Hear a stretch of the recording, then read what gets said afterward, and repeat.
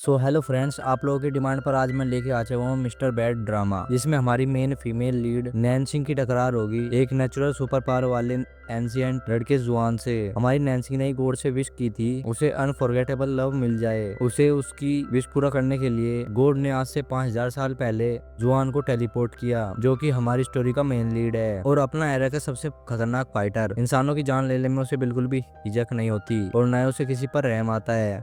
चलो तो स्टार्ट करते हैं इसका एपिसोड 1 को, जिसमें आपको फैंटेसी, रोमांस और कॉमेडी देखने को मिलेगी। एपिसोड की स्टार्टिंग में हम नांग सिंह को देखते हैं, जो कि 22 इयर्स के कूल और ब्रेव लड़की थी। उसने इस छोटी सी एज में एक ऑनलाइन नोवेल पोस्ट किया है। उसने अपने आइडियल जू कैंग को अपना हीरो बनाया और अपने नाम के कैरेक्टर का उसकी हीरोइन।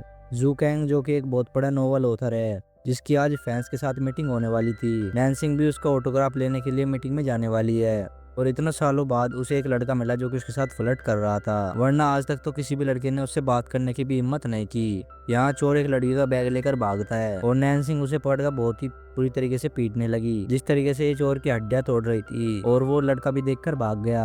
आखिर यही तो वजह है किसी भी लड़के ने उसके साथ फ्लर्ट करने की कोशिश नहीं की। और उसके बाद वो अपनी दोस्त को बताती है कि इतने सालों बाद मुझे एक लड़का मिला था, पर वो भी हाथों से निकल गया। अब तो ऐसा लगता है कि मैं सिंगल ही मरूंगी। खैर, उसके पास एक खुशखबरी भी थी। उसने एक्स कंपनी मतलब जूकैंग की कंपनी में इंटरव्यू के लिए अप्लाई किया है। वो भी कोई मामूली सी जॉब नहीं, मतलब कंपनी के प्रेसिडेंट जूकैंग के असिस्टेंट बनने के लिए, जो कि उसका हमेशा से ख्वाब था। उसकी फ्रेंड ये बात सुनकर काफी ज्यादा खुश हो जाती है और उसे मोटिवेट करने लगी। चाहे तुम्हारा सिलेक्शन नहीं होता, पर तुम अपने आइडल के साथ काम करने की पूरी कोशिश करना।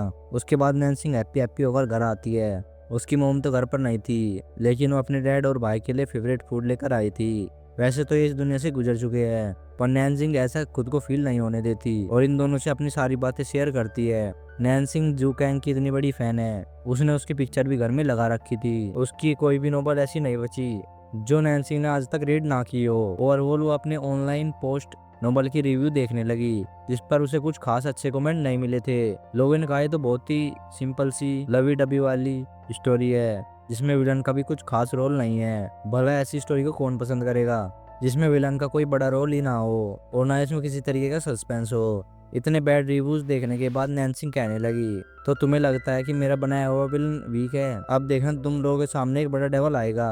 अपने नोवेल को मॉडिफाई करते हुए जुआन के रोल को काफी ज्यादा बुरा बना दिया, सुपर नेचुरल पावर दी, एक बड़ा डेवल बना दिया, जो कि हजारों को खत्म करने के लिए अकेला ही काफी था। ना ही किसी को मारते उस पर तरस आता है और ना ही वो रैम नाम की चीज को जानता है। ना तक कि नैन्जिंग और जूजैंग की शादी की रुकावट भी यही है। जब तक वो ना चाहे कोई नैन्जिंग से शादी करके तो दिखाए। उसकी माँ को तो जूकैंग से ज्यादा रोल उसका पसंद आया। वो कहती है ऐसे ही ब्रेव लड़के तो सबको पसंद होते हैं जिन्हें फ्लर्ट करना भी आता हो। वो जो भी है, वो अपनी मोम की बात थोड़ी ना मानने वाली थी। जुआन केवल उसके लिए एक विलन और बैड बॉय है। नेक्स्ट सीन में हम नैन्जिंग को फेरी पार्क में देखते हैं, जिसके बारे में ये बात बहुत ही ज्यादा फेमस है। वहाँ आकर जो भी विश मांगोगे वो पूरी होगी, और वो अपनी कल की इंटरव्यू पास होने की विश करती है। और साथ ही वहाँ एक मैन को देखकर बोलती है कि तुम्हें मैं यहाँ बचपन से देखती आ रही हूँ, अगर पैसे ही कमाने आए तो कहीं और जाओ ना, यहाँ तो तुमने 1 रुपया भी नहीं कमाया। वो कहता है मैंने तुम्हें कितनी बार बताया कि मैं यहाँ पर पैसे कमाने के लिए नहीं बैठा हूँ, तुम अपना कॉइन इस पानी में गिराओ, तुम्हें सब कुछ पता चल जाएगा।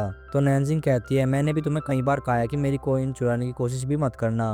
दूसरी तरफ हमें एक कपल दिखाया गया जो कि अपने प्यार और हमेशा साथ रहने की विश कर रहे थे। इनसे डिस्ट्रैक्ट होकर नैन्जिंग ने भी विश की कि गॉड तुम सभी को उनके पार्टनर्स दे रहे हो, क्या बुरा है अगर तुम मुझे भी कोई प्यार करने वाला दे दो, कोई ऐसा जो अनफॉरगेटेबल हो। उस मैन ने भी उसकी ये विश सुन ली और उसी के साथ वो कॉइन पानी में गिर जाता है। वो ऐसे स्माइल कर रहा था जैसे नैन्सिंग की विश पूरी होने वाली है। फिर नैन्सिंग टेलीपोर्ट होकर पानी में चली गई। कॉइन ढूंढते ढूंढते उसकी नजर एक हैंडसम लड़के पर गई, क्योंकि कोई और नहीं जुआंगी है। जैसे उसके पास जाकर उसे हाथ लगाया तो दोनों वहां से गायब हो गए। इसी के साथ हमारी नैन्सिंग की आंख खुली कि थैंक गॉड केवल वो मेरा ख्वाब था। हाँ, ये यहाँ पर क्या कर रहा है? क्या मैं अभी भी सपना देख रही हूँ? आखिर ये है कौन और ये यहाँ पर कैसे आ गया? ये तो अभी भी जिंदा लग रहा है, मुझे इसे हॉस्पिटल ले जाना चाहिए। उसी के साथ वो उसे उठाते हुए हॉस्पिटल जाने लगती है। साथ ही कहती है तो किसी नोवेल का सीन लग रहा है, जब लड़की उसको हिस्टोरिकल कपड़ों में देखती है और रेस्क्यू करती है। और रेस्क्यू करते ही लड़की को भी लड़के से फर्स्ट टाइम में ही प्यार हो गया।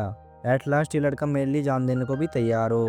वो ऐसे ही बड़बड़ाती है और जुआन भी उठकर उसकी बातें सुन रहा था। सोचता है कि लड़की कौन है और मैं यहाँ पर कैसे आ गया।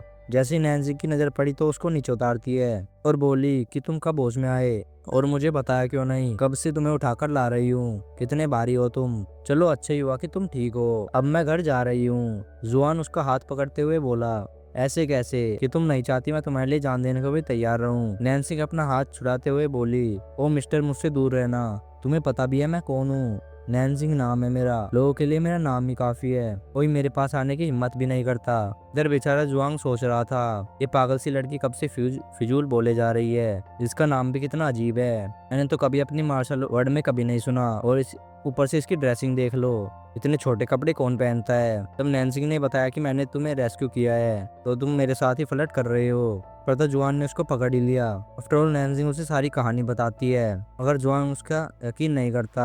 कहने लगा कि ना तो मेरे कपड़े गीले और ना ही मेरे बाल, और तुम कैसे कह सकते हो कि तुमने मुझे यहाँ से निकाला है। नैन्सिंग उसे अपना यकीन दिलाने की कोशिश करती है, उसे अपने कॉइन के बारे में बताती है जो कि जुआन के पास था। बोला, तुम्हारे पास कोई भी प्रूफ नहीं है, ये कॉइन तुम्हारा है, इसलिए मैं तुम्हें नहीं देने वाला। नैन्सिंग भी चिढ़कर बोली कि तुम कितने अजीब इंसान हो, एक तो ये हिस्टोरिकल कपड़े पहनकर पार्क में आ गए और ऊपर से मेरा कॉइन भी नहीं दे रहे। जबकि जुआन तो उसे ही कह रहा था कि तुम अपने कपड़े देख लो ना, इतने छोटे छोटे कपड़े लड़कियों के सामने जाते हुए तुम्हें शर्म नहीं आती। अरे भाई तो क्या हो गया, मेरे कपड़े छोटे हैं, ऐसे भी 23rd सेंचुरी है, हर एक को पूरा पूरा हक है अपने अपने कपड़े चूज करने का। वो बेचारा सोचने लगा कि ये सब हो क्या रहा है, एरस का भी नाम आ गए है, मुझे इस लड़की से जान छुटाकर जल्दी से जल्द पता लगाना होगा।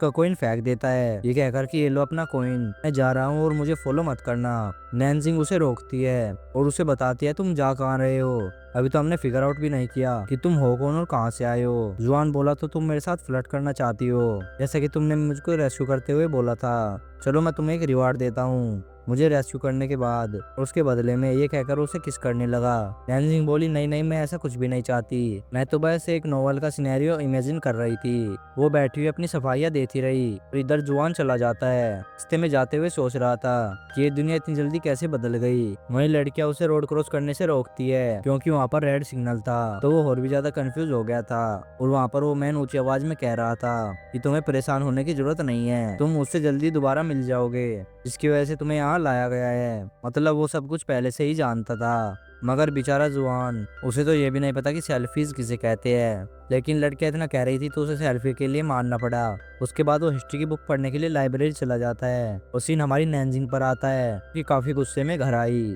अपनी मोम को बताती है कि इतने बदतमीज लड़के से मेरा सामना हो गया, अगर दोबारा मेरे सामने आया तो मैं उसे पंच कर दूंगी।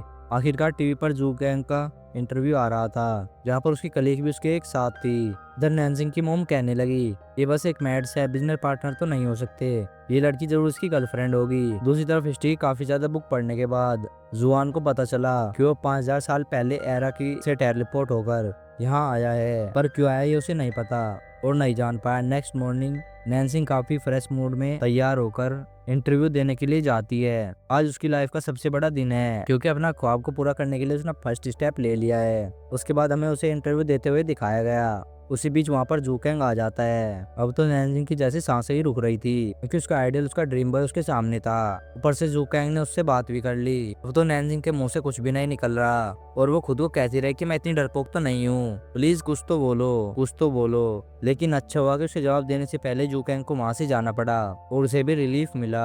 सीन में हम हीकिंग को देखते हैं, इसे नैन्सिंग काफी ज्यादा इंटरेस्टिंग लगी। उसका तो मूड ऑफ है क्योंकि उसका इंटरव्यू अच्छा नहीं हुआ। इधर बेचारा जुआंग बुक्स पढ़ पढ़ कर पागल हो गया है कि आखिर वो यहाँ पर क्यों आया, अगर आ गया है तो यहाँ से वापस कैसे जाए, पर वो नहीं जान पाया। और सीन आता है नैन्सिंग पर।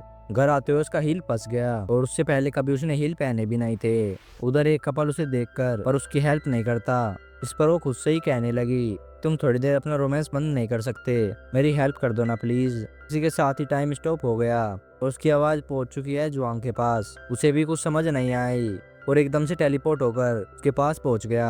अपर एक लड़की उसे फ्री में एक फ्लावर देती है। जुआंग नैन्सिंग को देखकर सोचने लगा कहीं ये सब कुछ इसकी वजह से तो नहीं हुआ, और फिर वो उसके पास जाकर वह फूल उसे देता है और फिर से उसका नाम पूछने लगा।